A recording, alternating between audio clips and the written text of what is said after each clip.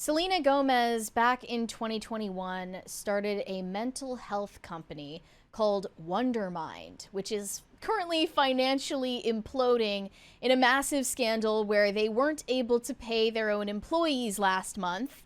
She has completely ditched it and she is refusing to provide comment. But Forbes put out a report on the situation, having interviewed multiple current employees who preferred to remain anonymous.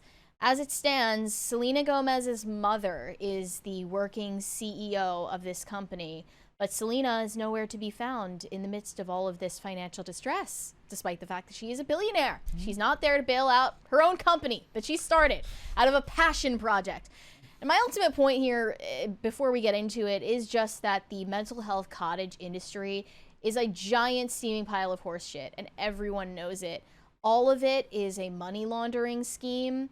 This was only basically a slush fund for venture capital firms to enrich the people who started and, in real time ran this company. It had nothing to do with advocating for mental health or actually helping anyone. That goes for the vast majority of nonprofits, not just this one. Thank you. Thank you, guys. But when you donate to Pop Culture Crisis, you're making an actual difference in the world.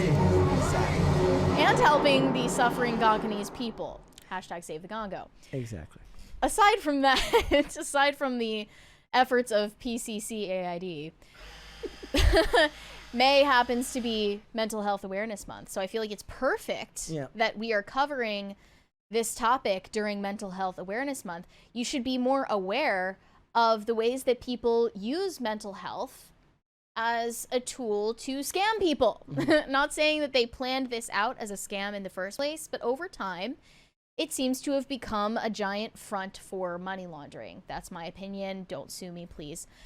So back in 2021, this was co-founded by Selena Gomez, singer, actor, business mogul. In the midst of a crisis after apparently running out of cash and failing to pay its employees, vendors, and freelancers, they have started to implode as of late March. And this was alongside her mom, Mandy Teefey, as well as a former CEO, Daniela Pearson. They say they aim to provide a safe space for its community and team, going beyond just their brand. Selena Gomez, who serves as the co-founder and, I kid you not, chief impact officer. Yep, that's a real job. Often shares her personal experiences and insights on mental health to help destigmatize the topic and offer support to those struggling with loneliness, social anxiety, and other mental health issues. I want to show one of the videos of Selena Gomez talking about how she found freedom in sharing her mental health journey. This is from the Wondermind Instagram account. Me personally, for years, I tend to isolate. And there are moments, of course, where you need to be on your own and feel things. But for years, I would just block as much. I didn't accept help. I wouldn't.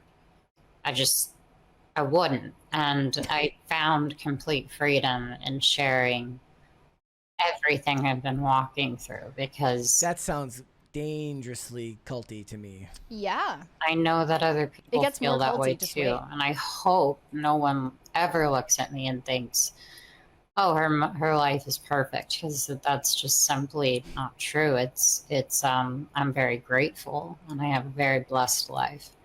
But we're all humans and feelings are very real, and I think it definitely needs to be talked about, and we need to educate people more about it. Okay, so I'm of two minds. One is that when you're a celebrity, if you want to go down the discussing mental health path, you're at a disadvantage because people are automatically going to assume that your life is better than theirs because you theoretically have more money than them. So if you're really passionate about it and you want to get your message out there, you're already at a disadvantage.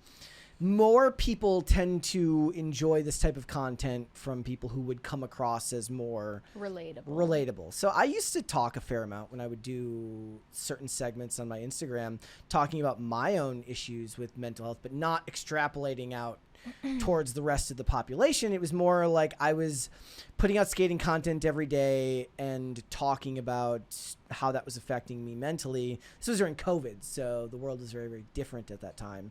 And that was with no purpose other than to just kind of share what was going on in my life. But the second you attach like an an organization to it, you're getting into territory that's way harder to do without people feeling like it's a huge scam, even if you have the best of intentions. And it's not like I'm going to give any celebrity like the benefit of the doubt that they have the best of intentions. Right. It's one thing if you as an individual feel that you're comfortable sharing about your mental health online. I think there are plenty of reasons to caution against that. And people forget that when you put content out there for other people to consume, it may reach audiences it was not intended for, and it will be out there forever. I think that people have become too open about mental health in general, to the point where it gets to a toxic, self-destructive level. But it is entirely another thing when you launch a company aiming to make an exorbitant amount of money off of encouraging people to be authentic and let it all out. And I'm not kidding, that's their slogan on the website for Wondermind. Wondermind is our space to let it all out. Through the years, we've each had our own mental health struggles. One day, we were all talking about it and realized there was no easy, inclusive space where people could come together to explore, discuss, and navigate their feelings. So we thought, why not make it happen? And Wondermind was born. And here listed is Mandy Teefee, Selena Gomez's mother, as the co-founder and CEO. Selena Gomez is listed as the Chief Impact Officer. They say that she is an outspoken proponent of many social issues and unafraid to question the status quo. She works closely with the Center for Countering Digital Hate, which seeks to end dangerous misinformation online. Okay, I just want to interject. I'm not exactly corporate boardroom material, so I wanted to look up what the hell a chief impact officer was. Oh, really? As a senior executive role responsible for integrating social and environmental impact into an organization's strategy and operations. So I guess it's like, yeah, hey, look, we can care about mental health, but we're not going to ruin the environment while doing it. Okay, we're going to... Well, I think they just had to come up with a title and that sounded nice. No, I'm assuming this is more to do with the social impact part of it. Right. So to let you in on the current crisis they're going through financially behind the scenes, Forbes reports that they employ around 15 people to publish articles, interviews, and podcasts about mental health topics. And it's being kept afloat by Selena Gomez's mother and Wondermind CEO Mandy Teefee, who told employees on Thursday that she took out a loan against her own home to pay back outstanding debts. It is believed among the employees that Wondermind currently owes tens, if not hundreds of thousands of dollars to freelancers and vendors who have not been paid yet. Yeah. A spokesperson for Wondermind says the company has rectified the situation and that everyone who is owed money will receive it on Monday. That is today. So I don't know if they ended up fixing anything. Do we have a follow-up? Like many startups, they say Wondermind has been working through its own set of growing pains.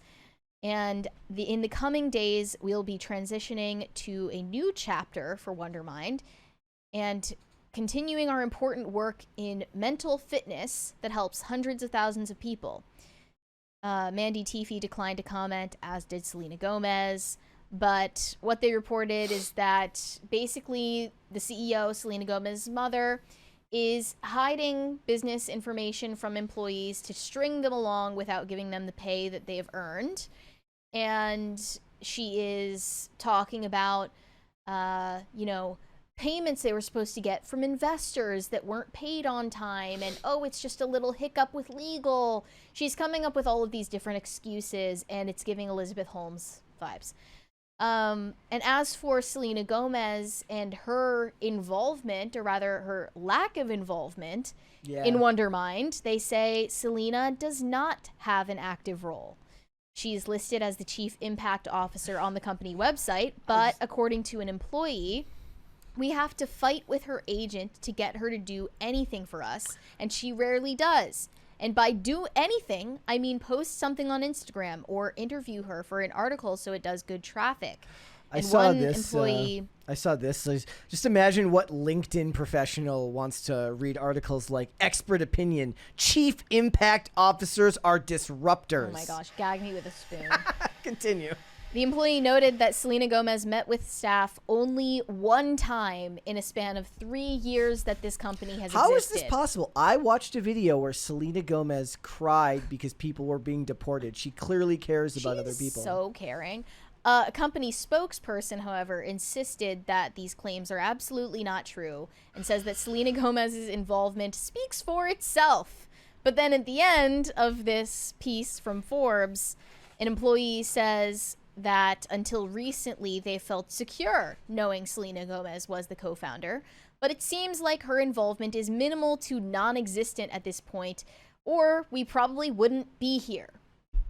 Because she could easily use her billion fortune to bail out whatever financial crisis this company is in. Look, her billion fortune is not in liquid capital. Her billion-dollar fortune is stock evaluation. That's not the point. I mean, beyond just the financial realms, though, being more involved as the face of it could do wonders to help bail it out. But all she wanted out of this, as goes for most quote-unquote mental health advocates, was a way to virtue signal. Yep. That was the entire point of starting this stupid company in the first place. There was never an intention to follow through on it, to make an actual difference. It was all intended to be basically a PR move for Selena Gomez. And I'm not even just singling her out. There are plenty of other celebrities who do similar gestures at advocacy and activism, and none of it means anything. Starting a conversation. We're starting a conversation. Destigmatizing this or that. It's never anything but an exercise in narcissism. Now, one of her fan accounts on Twitter says Forbes suspiciously posted this article 7 times in one day, and that the comments are full of Justin Bieber fan accounts, making it obvious that it's, quote, another paid smear campaign against Selena Gomez. I don't know what to say. Their sources were reliably current employees at the company saying that they're in the middle of a crisis and that Selena Gomez is nowhere to be found. So this doesn't really sound like a smear campaign to me. There are no reasons to think that Forbes is just coming up with this story out of thin air. It sounds completely true and completely in line with the pattern of behavior from celebrities who want to go the route of being a slashy. They don't want to just be a singer or an actress. They want to be a founder and an entrepreneur. Activist. And an author and an activist and an advocate. And you could go down the line, in a masseuse, whatever.